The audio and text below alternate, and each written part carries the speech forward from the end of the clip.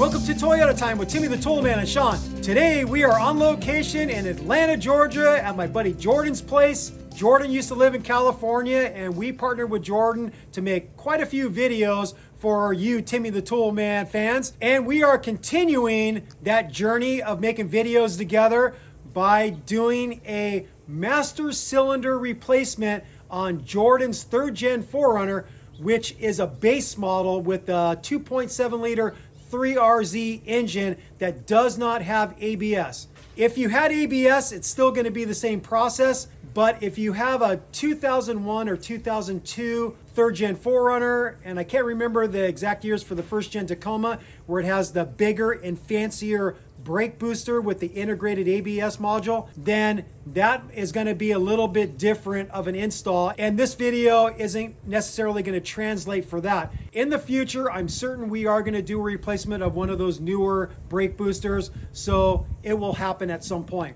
But this video will work for any 3rd gen 4Runner, 96 to 2000, and for the 95 to 2000 1st gen Tacomas. I'm sure this video is going to translate, and then starting most likely in 2001, it's going to have the different brake booster that those newer models had.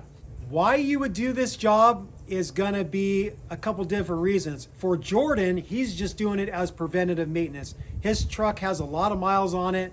He'd rather have the peace of mind of replacing it now and not have an issue somewhere down the road on a trip maybe, where it's not going to be that great of an experience to have a problem way out in the boonies.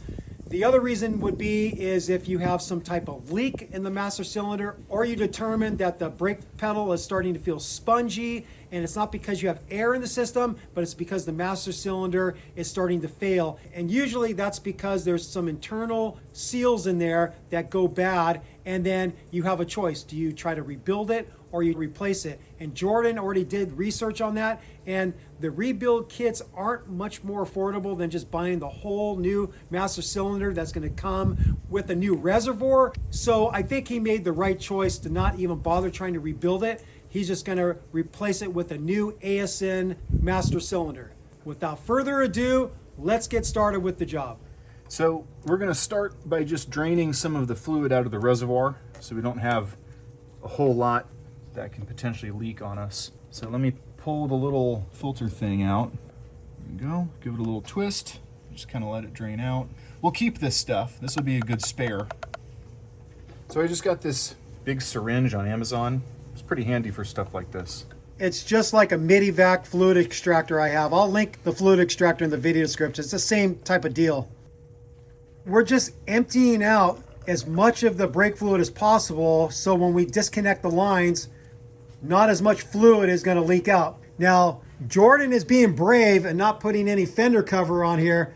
You have to know that brake fluid is an excellent paint remover. So if you get any on your paint while doing this job, quickly wash it off and get it off your paint. Wash it with water. Brake fluid is hygroscopic. Hygroscopic means? It'll suck up the water. Water will wash it off. This is like a front chamber you can't really get to.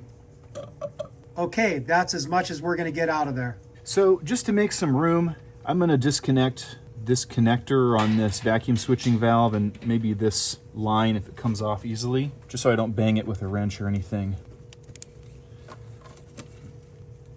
I'm going to give it a little twist. And then here is the low fluid connector. If you've ever had the brake light come on, like on a turn where the fluid sloshed, that's the sensor telling you that your brake fluid is low. And then I'm also going to just take this vacuum line off. So simple hose clamp,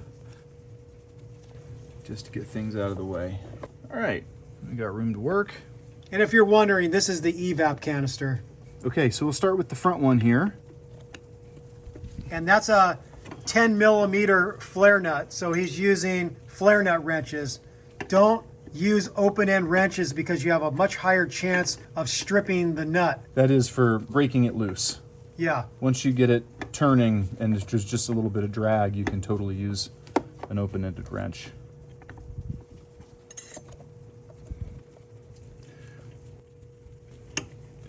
So what I like to do is put these little caps, and it's actually not fluid's not really dripping out of the lines, it's just dripping out of the cylinder. Yeah. These are the little caps that come in here in your new master cylinder, and they actually fit perfect on these lines to keep them from dripping.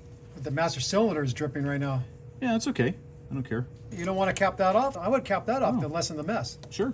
So he's plugged it off so it's not dripping. You can see he's got a bunch of towels and rags underneath here to catch the brake fluid. A good cap for the brake line is a 7/32 vacuum cap. You could put it right over the flared end of the tubing, and that will stop any flow of fluid that's dripping out to create less of a mess. All right, so now let's do the other one. I'm going to try out my ratcheting flare nut wrench. Sometimes it can be kind of nice. Who makes that ratcheting flare nut wrench? Gear wrench. All right, gear wrench. Yeah, see, we're going step by step. That's a little faster sometimes than trying to put an open end wrench on there. When you're in that funny time when the friction's too high to turn it with your fingers. Here we go. A lot of threads in there. Not really anything much leaking out. There we go. Okay, both lines are disconnected and capped off, and we capped off the ports to the master cylinder, and now we're gonna remove the master cylinder from the brake booster. It's held on to the brake booster with two 12mm nuts. One there and one back there. Okay, so we got a 12mm on a, well, Tim would call that a 10-inch extension. I would call that 12 inches. But it's more likely 6 inches. These are not very high torque, so. Yeah, you could probably easily zip those out with a Milwaukee M12 ratchet, no problem. All right, so here's our Milwaukee ratchet, 3/8 ratchet, so we can spin these off a little faster.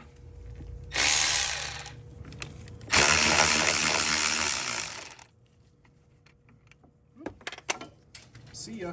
They could hit the ground. At least it sounded like it hit the ground. On the right-hand side, we got a retainer for the plug. Comes off. Then we got this little plate. Comes off. There's this junction down below, where 4 lines come together, and this U-shaped bracket that goes on the front of the master cylinder. But there seems to be enough flexibility in the line that we can just pull it straight forward off the studs. There. That was easy. Wow. Amazingly easy. There Very it is. easy. And there's the remnants of the factory gasket. And that's the gasket that goes in between the master cylinder and the brake booster. Yeah, it's probably optional. I think it's just to make a corrosion-proof seal between the aluminum and the steel. Yeah, maybe here. like if any rainwater gets in there, if you're washing your engine, it keeps water out. Actually, yeah, take a look. If you look in the brake booster, you see there's all that clean factory grease in there, and I'm sure the gasket helps ensure that that stays clean. Yeah. There's the push rod that comes from the booster itself. Yep. And if you're familiar with our channel, Sean and Chris did a brake booster replacement on Chris's 3rd gen, and you have to make sure that you get the proper length of that push rod when you're doing a brake booster replacement. But we're not replacing the brake booster as part of this job, so we don't have to mess with this. Here's the part number of the gasket that goes in between the master cylinder and the brake booster. Carefully sliding that over the studs, not tearing it. Here's our replacement ASIN on the casting, so we know it's the same thing as the Toyota one. And then ASIN stuff in the US is often rebranded as Advix. So it's actually sold as an Advix part number. But you'll notice that the non-ABS master cylinders are simple cylinder, and the 2 ports, they're spaced apart about 3 inches. The ABS equipped one looks a little different. So here we go. I'm gonna pull the bracket forward a little bit. Give us a little room. Let's see. There. That was easy. So he's got the master cylinder on place on the studs behind that U-shaped bracket. Now he's got to get that little bracket installed that goes from the stud to the brake booster valve. And now he's going to install the 2 12mm nuts. This looks like it's just a little retainer, probably to help keep a little pressure on that port or keep it from rotating perhaps. And then on this side, this plug has a little retainer bracket that goes on the stud, and then there's a little finger, there you go, that locks into this. And now he just has to get the 12mm nuts on both sides without dropping it. Ooh, good job. If you didn't want to risk dropping the nut, you could put a piece of electrical tape over the end of the socket and then push the nut on so it doesn't fall off.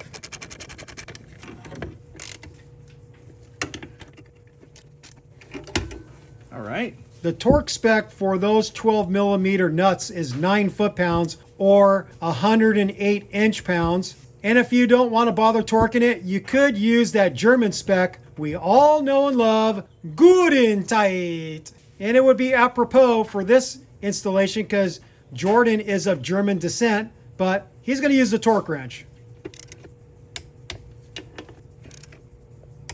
There you go. All right, they're both torqued to 9 foot-pounds or 108 inch-pounds. Okay, I'm going to put rags back down underneath. So just take a second and make sure that the threads on here are clean. The ones that are going to engage are clean enough. So we just go ahead and install this flare nut. What you want to make sure when you're connecting line fittings like this is that you can get it several threads tightened with your hand, ideally to let you know you're not going to cross thread it. It could be a battle sometimes to get these threads lined up, so don't be in a rush. Make sure you have the threads aligned right so you don't strip it and ruin your brand new master cylinder and ruin your brake line. So this is going one click at a time, but it's very low pressure, so it's actually working pretty well. There we go, it just snugged up. So I'm gonna take my flare nut wrench. The one that's not ratcheting. Correct, my solid flare nut wrench. And we will do Guten tight on this. The spec is only like 11 foot-pounds. I've never tried to torque a brake line or for a fuel line like that. I just go by feel. Okay, time for this one. And because the brake lines have a memory and you bent them out of the way, they might fight you a little bit going back in alignment. So again, make sure you have those threads aligned and started properly before you get onto it with a wrench. On this one, Jordan is just using the open-end wrench. And now we're using the flare wrench to give it the final tighten. Okay, before I forget, I'm going to put back the little things I took out of the way. We've got this vacuum line that goes on the evap canister. There you go. And then plug for this vacuum valve. And then this little vacuum line. And then the plug for the low brake fluid. Now all we got to do is bleed it. Here's the pages right out of the factory service manual explaining how to bleed the master cylinder. You have both the lines disconnected. You fill the master cylinder with brake fluid. They're going to slowly depress the brake pedal and hold it. After the brake fluid comes out, you're going to cap off the ports with your fingers, and then the person's able to then let off the brake pedal, and then you keep on repeating that process till you think you have all the air out of the master cylinder. And that's exactly what Jordan and I are going to do. What kind are you using? Just Super Tech. It's all the same. It's super. Okay. Okay. Super duper tech. Be careful with this stuff. It's very corrosive to paint, so have a steady hand. If you need to use a funnel, use a funnel. So we'll just go ahead and fill it up to the top line.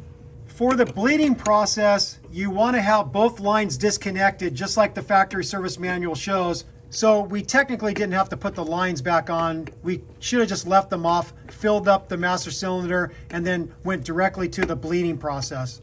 So Jordan is going to get in the vehicle, slowly depress the brake pedal, because I would assume if you push it with a lot of quick force, the fluid is going to eject out like a stream, and you don't want that. You just want it to ooze out. So he'll slowly depress the brake pedal, and then I'm going to cover the ports with my finger, and then he'll be able to let up, and then we'll do it again.